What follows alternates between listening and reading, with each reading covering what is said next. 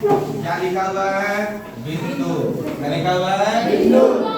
अब देखिए ये दूसरा सवाल है। 4,2 8,2 और 3:2 बिंदु 4,2 8,3:2 का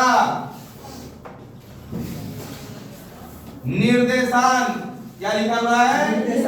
निर्देशांक क्या लिखा हुआ है? निकालें।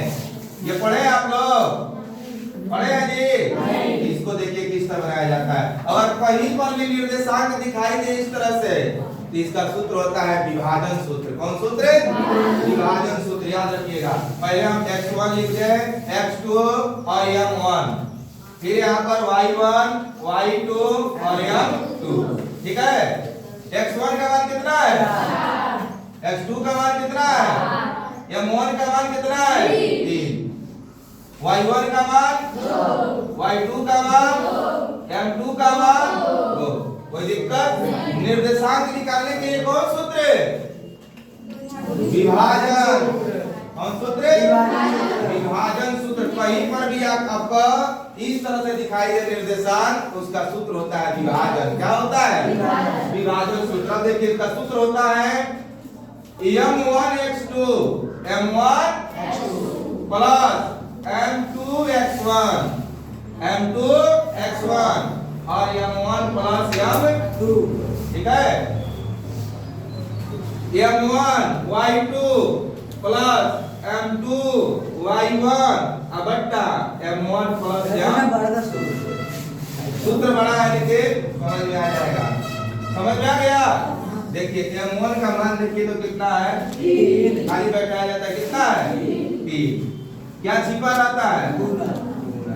x2 का मान बोलो 8 प्लस है तो प्लस m2 का मान 2। क्या छिपा रहता है? x1 का मान 4 बट्टा है तो बट्टा m1 का मान 3 m2 का मान 2। यहाँ तक किसी को दिक्कत नहीं? किसी तरह से अब देखिए m1 का मान 3 बोलो सब, y2 का मान 2 प्लस है तो प्लस m2 का मान y1 का मान m1 का मान 3 m2 का मान 3 और 2। हो गया नहीं यहाँ तक? अब चलिए 8,3 का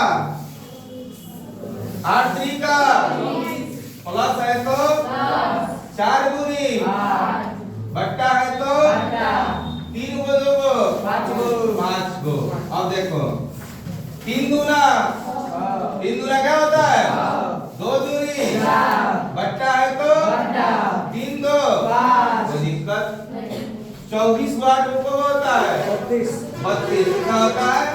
32 बट्टा 5 और 10 बट्टा 1 मर्द में कौन कट रहा है? 5 से कोई 32 कटेगा और 5 दूना 10। यानी हमारा आंसर यहाँ बनकर तैयार 32 बट्टा 5 और कितना हो गया? 2 बन जाएगा। सूत्र पर फिर बैठा देना है इसको।